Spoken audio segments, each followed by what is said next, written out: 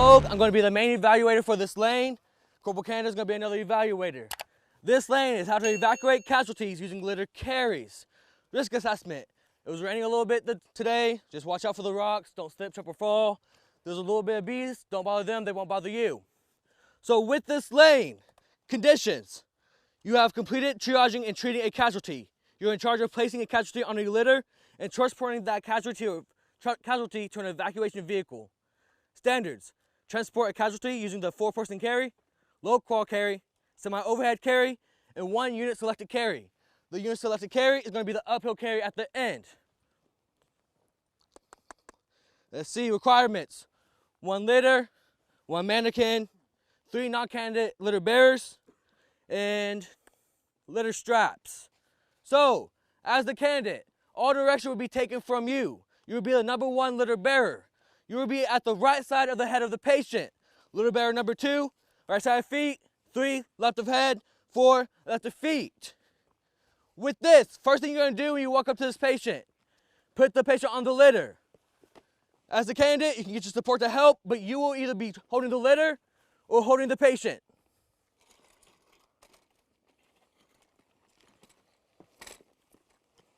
It doesn't matter how you put the patient on there. There's no injuries that we're listing, so there's nothing that you have to look out for. You will then properly secure the mannequin to the litter.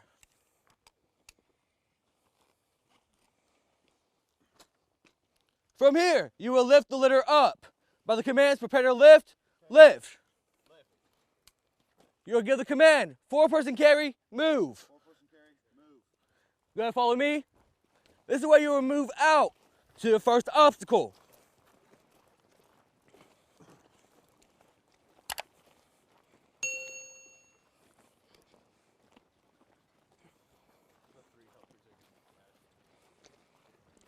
Once you get about 10 feet from that obstacle, you will halt the patient and lower the litter.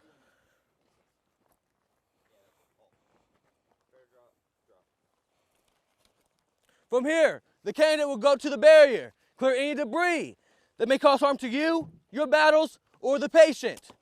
They'll look over the wall, before it, and on top of it. Once cleared, he'll go back to the litter, lift the litter up, and go to the wall.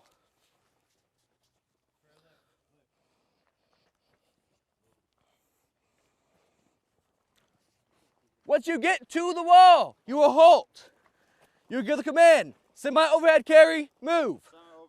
Semi-overhead carry, move. That's where you turn in, raise it about shoulder height, making sure the elbows are close to the chest. From here, you'll give the command, move, and move these first 2 stirrups beyond the wall. Non-candidates can walk around. Once to the other side, you pick it up and move it again. So the last 2 stirrups are beyond the wall. Then, keeping a low profile, you will scale the wall. Grab the litter and go back to that 4-person carrying position. The litter, you must sling it across your arm, keep in that low crawl carrying position with your rifle.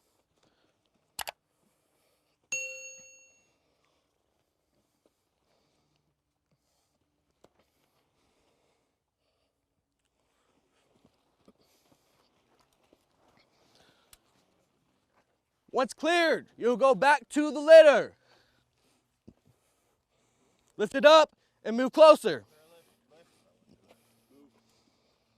Once you get closer to the C-wire, you will halt and give the command, litter post carry, move. From there, the candidate in litter bearer number 4 will get to the sides of the litter. He will give the command, prepare to rotate.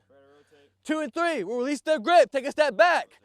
Give the command, rotate 180 degrees in the counterclockwise direction. From there, they will immediately go back onto that litter. You will always grab the litter handle closer to the head. From here, he will go up just a little more and lower the litter. From the kneeling, he will give the command, low crawl carry, move. Low crawl carry, move. From here, all 4 litter bearers will get in a good low crawl carrying position. The next command is going to be lift.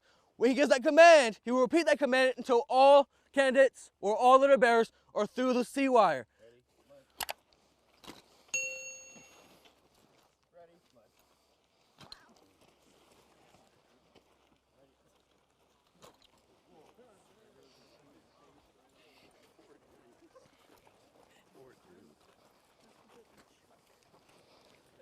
Remember, number one priority is the safety of that patient. This lane is not timed. You can slow down, stop, take a break as much as you want.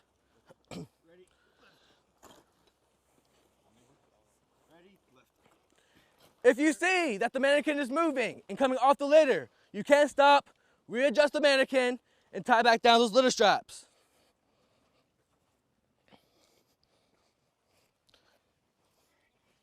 From here, you will lift the litter and give it another litter post carry move. Same deal. Go to the sides, prepare to rotate. Take a step back, rotate. Grab back on.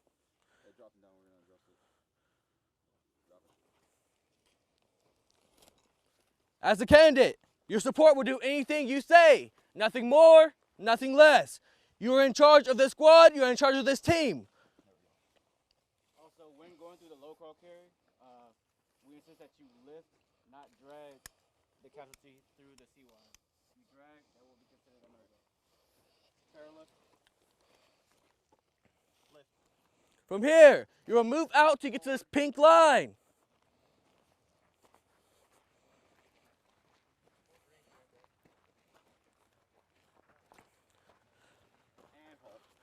Here, you give another litter post carry move.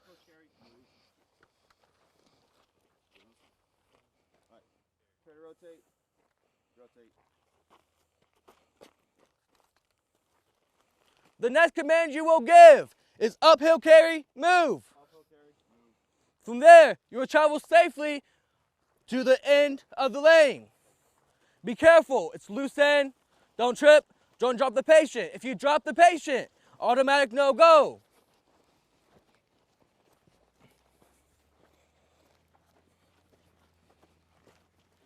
Once you get past, you will lower the litter with the proper commands.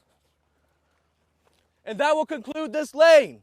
If you have any questions, write it down. When we're going through it today, I can clarify anything that you guys have. Squads and platoons from 4 of our different companies, mission commanded under one of our combat support companies over the course of approximately a 10-day exercise. Every day we do our law enforcement patrols and we're out there doing our community policing, but out here we get the chance to do our contingency missions that we don't get to in law enforcement. We have 2 separate mission sets, our garrison mission, which is our law enforcement, and then our contingency mission, which is critical site security, convoy security, and roadblock and checkpoints. So say if there ever was conflict, checkpoints and roadblocks are going to be huge because it helps the security to figure out who exactly is going to be allowed to let in, say like if it's a village or certain access to like another road. Right here, there's 2 buildings, that's where the dew point is. If I die, who takes over? We're not going to detain them until we find something or have something that we need to detain them for. Say my dog gets contact. Say the dog gets contact, it's going to be a 2-line.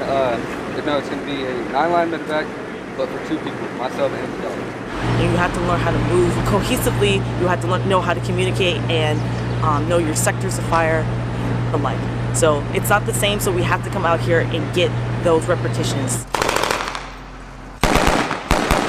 Take them, search them, all right, pat down real quick, one at a time, come in here, female, male, all right? The convoy will be showing up, and our opposing forces that have already taken over the town, they will be reconning the American forces. They will be taking photos of them. They will be unarmed, and then they will be taking photos of them. They will be surveilling them, making phone calls, and the whole point is to get the squads on edge, being like, who are they talking to?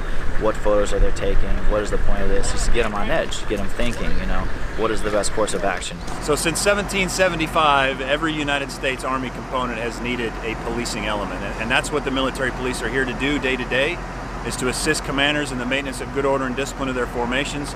But ultimately, we're just as important if we have to execute contingency operations. That being supporting a maneuver commander's freedom to maneuver by pushing critical sustainment forward, maintaining those lines of communication open, convoy security, securing his support area, or that could be as simple as taking detained persons off their hand so they don't have to deal with them and they can continue the fight forward.